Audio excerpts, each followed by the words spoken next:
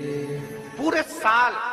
शिव जी को 1 लोटा जल चढ़ा, सावन का पहला दिन लगे 2 लोटा जल चालू कर दो। श्रावण के पूरे महीने 2 लोटा जल अपने घर से लेकर जाओ, और अपने घर से जब जल लेकर जाओ तो ये विचार कर कर जाना, आज मैं शिव को काशी में, आज मैं शिव को केदार में, आज शिव को अमरनाथ में, आज शिव को भीमा शंकर में, आज शिव को मल्लिकार्जुन में। और फिर निवेदन करूंगा, जिस बहन को 19 और 20 साल तक भी औलाद नहीं हुई हो तो कृष्णेश्वर महादेव का नाम लेकर 2 लोटा जल तुम्बकेश्वर महादेव का नाम लेकर चढ़ा कर देखना, सावन के बाद में बाबा संतान जरूर देगा, झोली जरूर भरेगा।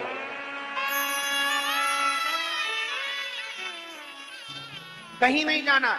अपने नजदीक में, अपने घर के पास में, अपने मोहल्ले में, अपनी गली में, अपने चौराहे पर, अपने घर के पास में जो शिवालय हो, जो शंकर का मंदिर हो, वहां जाओ, 2 लोटा जल समर्पित करो। और फिर निवेदन करूंगा, जल से ज्यादा जरूरी है मेरे भोलेनाथ जी के मंदिर की सफाई करना। अब कीचड़ चालू हो जाएगा, पानी चालू हो जाएगा, सावन का महीना चालू हो जाएगा, अपने साथ एक कपड़ा लेकर जाओ, बाबा के मंदिर को पूरा साफ कर कर, बाबा के शिवलिंग का स्नान कर कर, बेलपत्र निर्माल्य जितना पड़ा है उसको उठाकर कहीं विसर्जन के लिए, किसी नदी तालाब बावड़ी में नहीं, किसी कुएं में नहीं, निर्माल्य तालाब में, नदियों में, बावड़ी में डालने के बाद वो निर्माल्य सड़ता रहता है, नदी नाले का पानी सूखता रहता है, उसमें कीचड़ इकट्ठा हो जाता है। उस निर्माल्य को इकट्ठा करो, गाड़ी में भरो, किसी एक खड्डा खोदकर वहां दबाकर उसकी खाद तैयार करो, और बाद में बेलपत्री के वृक्ष के नीचे उसको डालते रहो। पर ध्यान रखना कि निर्माल्य हमें नदी तालाब बावड़ी कुएं में नहीं डालना है, उसको एकत्रित करना है।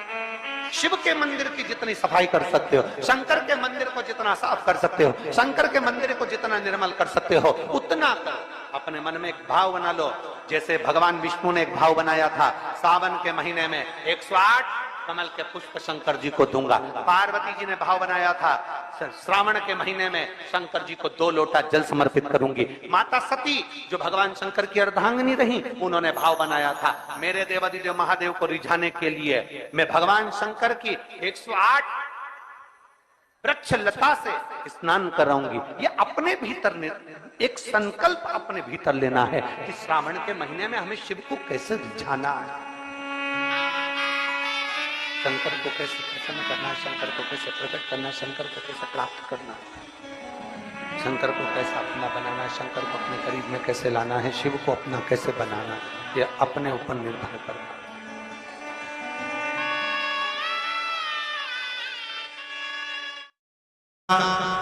पहला दिन एक बेलपत्र शिव को अपनी मनोकामना कर कर, रोग धोग बीमारी तकलीफ कष्ट दूर करने के लिए शंकर के शिवलिंग पर, अगर बन सके तो मंदिर में, आप लोग तो यहाँ हैं तो देवादिदेव महादेव कंकर शंकर को चढ़ाओ, और अगर बेलपत्र नहीं हो तो बेलपत्र जो चढ़ी हुई हो उसी को धोकर वापिस चढ़ाओ। वापिस, और सावन का महीना है, दिल से बाबा को रिझाओ।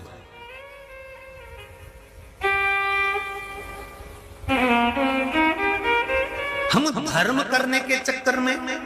परमात्मा के भजन के चक्कर में किसी का अपमान ना करें। इसका सावन के महीने में 2 लोटा जल महादेव जी को चढ़ाने के लिए जाओ, तब 3 चीजें अपने अंदर धारण करना। पहले नंबर का तो 2 लोटा जल जब घर से लेकर जाओ तो जरूरी नहीं कि दोनों हाथों में लेकर जाओ, एक लोटे के ऊपर दूसरा लोटा रखकर दूसरा हाथ से अगर कोई काम हो, पल्लू लेना हो या कोई कार्य हो तो कर सकते हो, नहीं तो तुम 2 लोटा हाथ में रख लो और पल्लू डाल देना सिर पे, जरा सिर पे पल्लू, अब तुम्हारा लोटा हाथ में, बेचारा वो भेरू पल्लू, ठीक है, थोड़ा और खींचो ये बाजू का, तो पल्लू वो भेरू ने और खींचा है, ठीक है, ये पल्लू हमारा मुंडा में दे दो, अब ठीक है,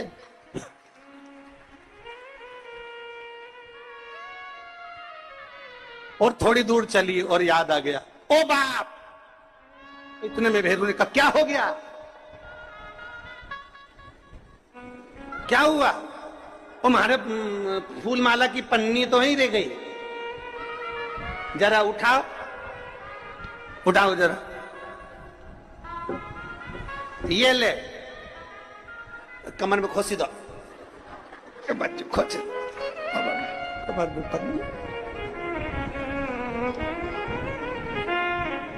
और कैलाश पर्वत पे जाके रहूंगी, भोले को अपना। अब पति भी के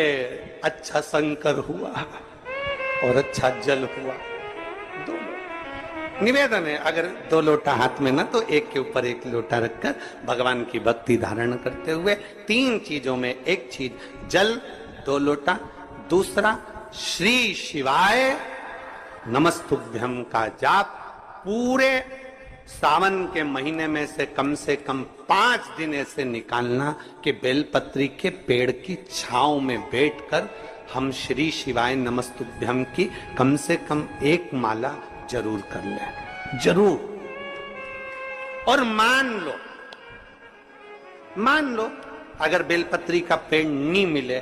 तुम्हारे आसपास में नहीं मिले, तो फिर एक काम करना, शंकर जी के मंदिर की बेलपत्र मिली जाए, उसको सिर पे, हमारे यहाँ कहते हैं आंवले के वृक्ष का जब आंवला नवमी आती है ना, तो आंवला नवमी आती है और आंवले के पेड़ के नीचे जाकर भोजन नहीं कर सकते, आंवले के वृक्ष के नीचे नहीं जा सकते, तो आंवले के वृक्ष की पत्ती को सिर पे रख के भोजन कर लो, तो कहते हैं कि हजारों अश्वमेध यज्ञ के पुण्य के बराबर, भंडारे के बराबर भोजन प्राप्त हो जाता है। आंवले के वृक्ष की पत्ती, तो वो बेलपत्र भी मस्तक पर बाबा को प्रणाम कर कर फिर वही बेलपत्र का आनंद करते हुए भाव से उस बेलपत्र को मात्र शीश से लगाई लिया ना, मस्तक पर चढ़ाई लिया ना, तो भी भगवान की अविरल भक्ति प्राप्त हो सकती अविरल। और मान लो बेलपत्र भी ना मिले, तो बेलपत्री के वृक्ष की थोड़ी सी मिट्टी अपने मस्तिष्क पर लगाकर, मस्तक पर चढ़ाकर भी हम जाप कर सकते। बेलपत्र के वृक्ष की मट्टी का भी चंदन हम लगा सकते। चंदन विश्वास है तो परमात्मा, मानो तो मैं गंगा मां हूं और ना मानो तो बहता।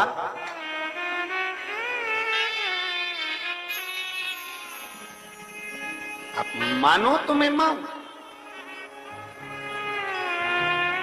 आप मानो तो मैं गंगा मां, ना मानो तो बहता पानी। आप मानो तो आपके नजदीक में, आपके घर के पास में जो शिवालय है भगवान शंकर का, एक छोटा सा शिवलिंग है। मानो अगर दिल से तुमने मान लिया कि ये केदारनाथ है, दिल से तुमने मान लिया कि ये महाकाल है, दिल से तुमने मान लिया कि भीमा शंकर है, दिल से तुमने मान लिया कि ये मल्लिकार्जुन है, दिल से तुमने मान लिया कि विश्वनाथ है। जिस दिन तुम्हारा मन पर जाए, श्रावण के महीने में जब तुम 2 लोटा जल चढ़ाने के लिए जाओगे,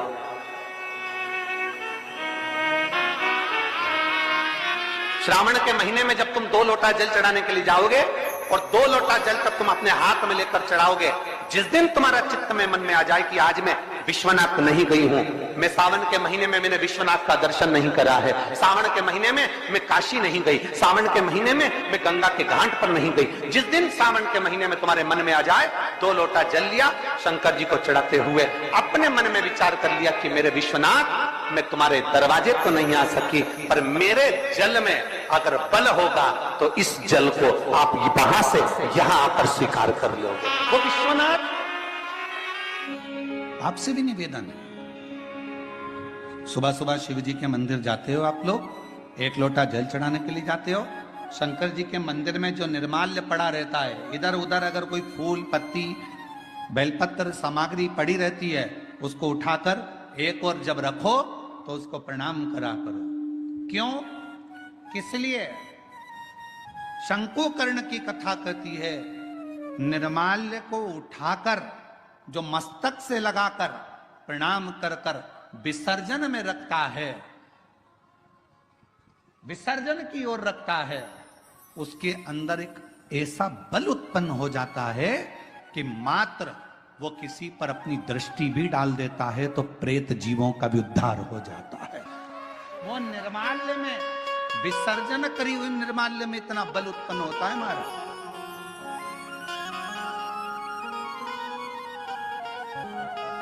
यज्ञ, हजारों हजारों सिद्धि यज्ञ, सारे यज्ञों का अगर पुण्य फल प्राप्त करना है तो 3 वृक्ष ऐसे हैं जिन वृक्ष की त्रिवेणी में अगर एक बार भी अगर मौका लग जाए इन 3 वृक्षों का स्मरण करने में, पहले नंबर का बेलपत्र का वृक्ष, दूसरे नंबर का पीपल का वृक्ष, तीसरे नंबर पर है महाराज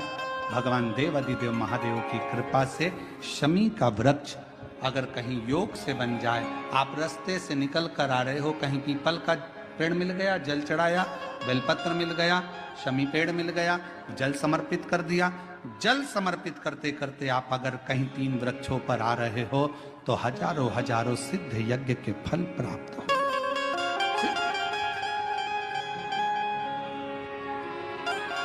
और यदि ये सब नहीं कर सको तो एक बेलपत्र के वृक्ष की सेवा जरूर।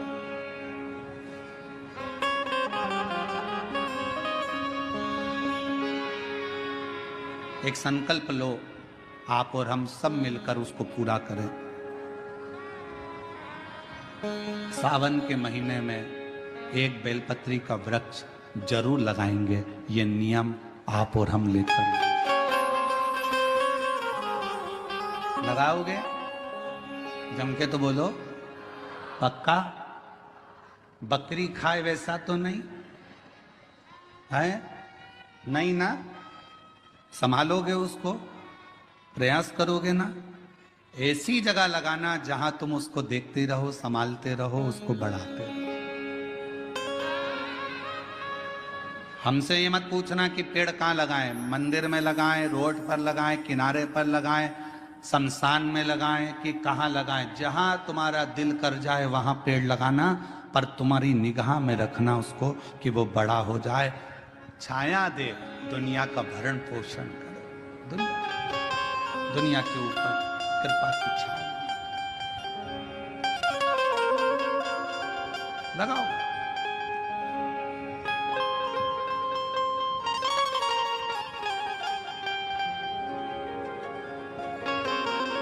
शंकुकर्ण,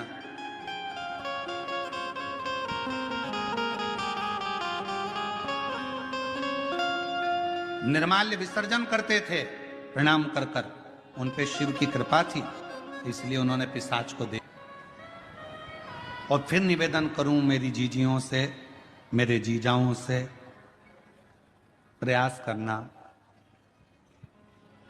कभी अगर मौका मिल जाए, बाबा अगर तुम्हारे ऊपर करुणा करे, कृपा करे, दया करे और कोई अगर ऐसा योग संजोग बन जाए, मौका मिल जाए, तो श्रावण के महीने में कोई भी एक नियम अवश्य धारण करो पूरे सावन, कि मैं शिव जी के मंदिर जाऊंगी या बेलपत्र को जल चढ़ाऊंगी या शंकर जी के मंदिर का दर्शन करूंगी या शिखर का दर्शन करूंगी या शिव जी के मंदिर में 1 चावल का दाना या 2 लोटा जल का स्मरण या बाबा देवाधिदेव महादेव का मंत्र स्मरण करूंगी। प्रतिदिन अपने हाथ में 2 लोटा जल भरकर शिव को जल की धार लगाऊंगी। कोई भी एक नियम अपने श्रावण महीने में अवश्य, और नियम पूरा होता है